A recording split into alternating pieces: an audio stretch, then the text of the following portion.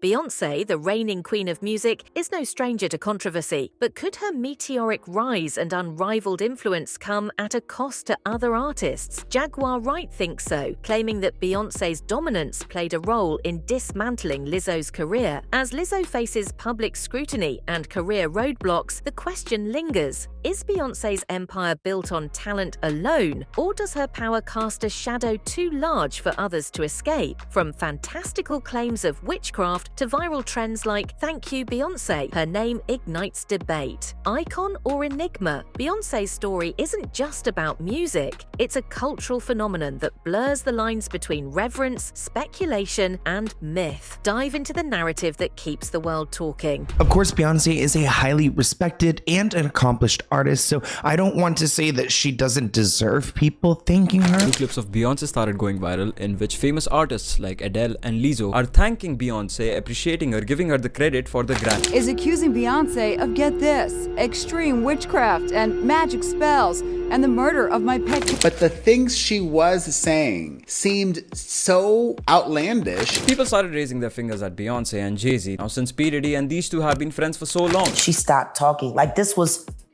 an event to honor her, and all she could do was sing Beyonce's praises.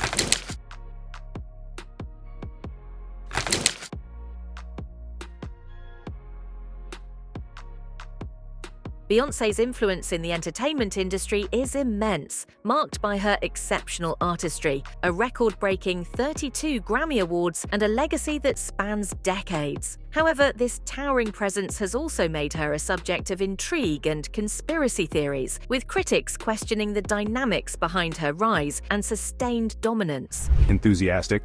What if I told you, you could study Queen Bey at Yale University? Yep, you heard that right. Energetic. That's right, Yale is offering a full-on Beyoncé course, diving deep into her music, career, and cultural impact. Imagine analyzing Lemonade as part of your homework. The course covers her influence on feminism, race, and identity, showing just how powerful her work truly is. And it's not just for hardcore fans. Anyone can join in and discover the genius behind the queen.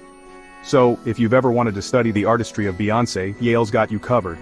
This isn't just a fan club, it's an academic journey through the world of one of the most iconic artists of our time. Among these theories, singer Jaguar Wright has made provocative claims, suggesting that Beyoncé played a role in derailing many artists' careers, and the newest is Lizzo's career, further fueling conversations about power, influence, and competition in the music world.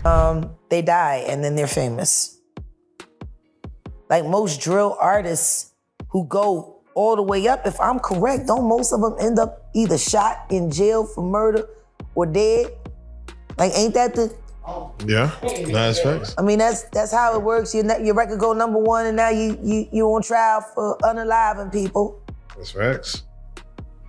Let's not even go that far. Let's talk about the disappearance of Lizzo. Lizzo's career trajectory has been one of meteoric success, marked by her bold self-expression, body positivity, and chart-topping hits. However, her rise has not been without controversy. According to Wright, the backlash Lizzo faced was exacerbated by Beyoncé's immense influence in the industry. They keep... Why is she praising her? No, she not. She's sitting there cursing her. I'm talking about She's Beyonce. sitting up there with the smile, bitch, you gonna die tonight. And then I'm gonna come and take that award off your corpse because it belongs to me. That woman ain't never been happy for nobody in her life, not even herself. Just me talking about Beyonce. I just hope that Lizzo watch herself. Because when you win this big, they come for you the hardest. Y'all make sure y'all keep Lizzo prayed up. She don't even know it, but she just made a lot of enemies winning. A lot of enemies. Congrats, Lizzo. We're praying for you and your continued success. All right, y'all. I'll check in later. Damn, Jag. Shit, power of the tongue, I guess. I don't know, man. Like, Some narratives surrounding Beyoncé's ascent trace back to the early 2000s, when the tragic death of rising star Aaliyah left a significant void in the music world. Aaliyah was poised as a competitor, and her untimely passing coincided with the early stages of Beyoncé's solo career. Why did she and Michael Jackson and Lisa Lopez, like Left Eye, why did they all die on the 25th of a month? Why do they seem somewhat connected in this big Hollywood game? A key element of these theories revolves around Jay-Z and his alleged romantic interest in Aaliyah. According to some claims, Jay-Z was infatuated with Aaliyah, but after being unable to win her over, he conspired with others to eliminate her as a competitor to Beyonce, paving the way for her rise as the queen of pop and R&B, suggesting that her death cleared a path for Beyonce's ascension in the music industry. Damon Dash is someone we've spoken about before. He is a former Rockefeller executive who became involved with Aaliyah. He has shed light on Jay-Z's significant interest in Aaliyah. According to Damon, Jay-Z pursued Aaliyah very hard, making considerable efforts to win her affection. These revelations suggested there was a level of competition between the two men, though Damon claims that he was unaware of Jay-Z's feelings for Aaliyah when he was dating her. This timing has fueled speculative claims that Aaliyah's absence cleared the way for Beyoncé's rise to superstardom. While these theories remain unfounded and speculative, they reflect an ongoing curiosity about the power structures and opportunities in the entertainment industry. Now, Jaguar Wright has been an outspoken figure within the R&B and rap and pop music field. I don't exactly know how she's connected to all these people, but she knows a lot because she continues to talk about them. And I want to remind you guys of what she has said about Aaliyah. Sean Carter is responsible for enacting Hype Williams to put Aaliyah on a faulty plane to move her out the way as punishment for rejecting him, and so he could level up Beyonce, who was struggling. Let's just say allegedly that happened. This narrative gains traction in part because of the culture of reverence surrounding Beyoncé. Public gestures, such as Adele breaking her Grammy to symbolically share it with Beyoncé in 2017. And the Grammy goes to 25. Adele.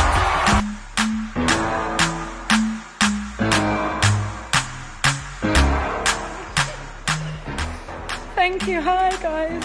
Hi. My artist of my life is Beyonce, and this album for me, the Lemonade album, was just so monumental. Beyonce, it was so monumental. There's no way you don't get to hold your Grammy in your hand and celebrate that. And the Queen is officially in the building. Ladies and gentlemen, Beyonce knows. She knows. And I know she knows. And I know she knows. And deep down she knows. Kanye West interrupting Taylor Swift's acceptance speech at the 2009 MTV Video Music Awards are frequently analysed through the lens of Beyoncé's influence. While these actions can be interpreted as tributes to her artistry, critics have suggested they also illustrate a larger narrative about the reverence or even fear she commands in the industry. And the Moon Man for Best Female Video goes to Taylor Swift.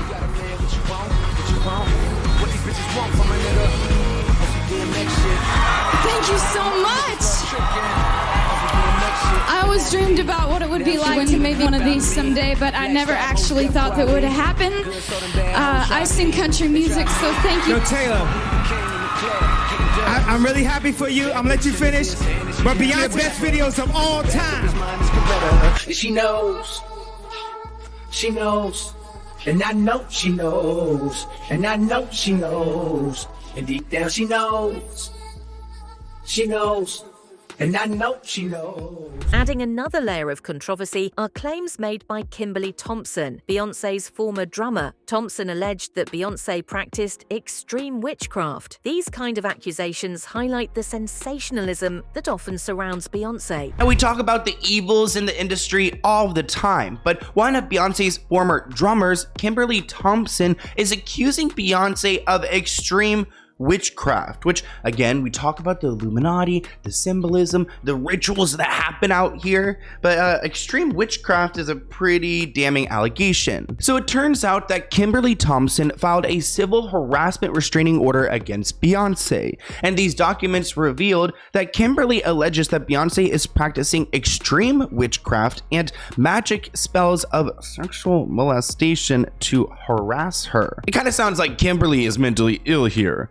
Among other allegations, that Beyonce murdered her pet kitten. Whoa, sounds like Azalea Banks. In my opinion, it seems like Kimberly is giving disgruntled employee. This report writes, the complete list of Kimberly's complaints include the loss of many jobs, theft of homes, and magic spells on my lover. She also places the blame on Beyonce for numerous broken relationships. Beyonce sure can cast a spell with her performances, but is she also practicing witchcraft? Similarly, Jaguar Wright, a singer known for making explosive claims about the music industry, has accused Jay-Z and Beyonce of being involved in criminal activities. Wright's narratives often draw on the mystique surrounding her carefully curated public image, blending reality with internet-fueled speculation. And of course, we all know about J. Cole's song, She Knows. In this song, he goes on to name drop Aaliyah, also Left Eye, and of course, Michael Jackson, wishing them rest in peace and saying that I'll see you as soon as I die. This song almost seems like a message from J. Cole to the rest of the music industry, saying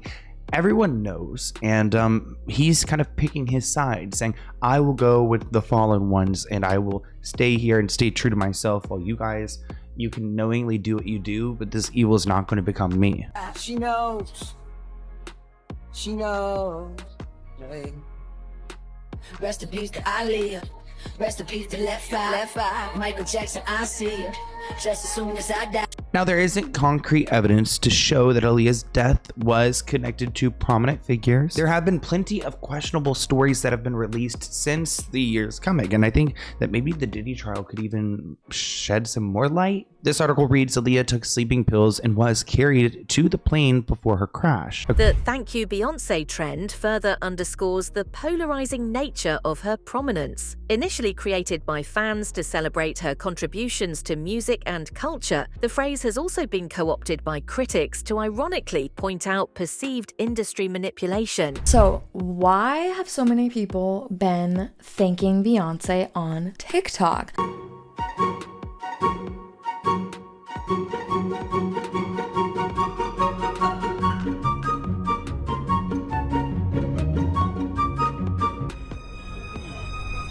Beyonce!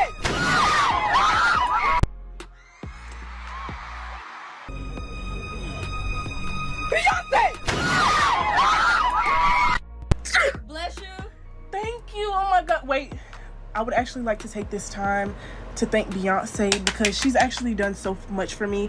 I wouldn't be here getting this blessing from my friend if it wasn't for Beyonce. Viral clips of celebrities like Adele, Britney Spears, and others expressing gratitude toward Beyonce have fueled additional speculation. The viral use of Thank You Beyoncé exemplifies how internet culture amplifies both admiration and critique, blurring the lines between genuine appreciation and sarcasm. Basically, the conspiracy is thank Beyonce or something terrible could happen to you. So a lot of celebrities, when they beat Beyonce, or not celebrities, like musicians or singers, beat Beyonce at awards shows, they'll go and they'll thank Beyonce, even though they beat her. But if they don't thank her, that then something bad will happen to them. Bottom of my heart. But first off, thank you to People's Choice, the fans and listeners, for this award. I'm so honored and extremely humbled. I never would have thought in a million years that I'd be up here at the Grand Ole Opry accepting something like this. It's a dream come true.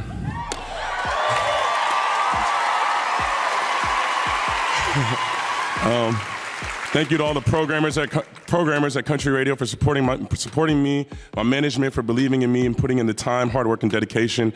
And thank you to all my friends and family in Nashville for showing up for me time and time again. Thank you to Empire for being the best independent label partner any artist could ask for. And thank you, Beyonce. You're amazing. Yeah. I also just want to say, I'm a country artist, and the fact that Beyonce made a country record changed the game. So thank you. I'm gonna go back to Nashville now. I also have to say thank you to Beyonce, just so that way we keep the dance community safe. Oh. Everybody, Beyonce, you got great music. We all love to dance to it. We all love you. Anyways, I am up here tonight. I want to say thank you to Beyonce. Lemonade album was just so monumental, Beyonce. It was so monumental.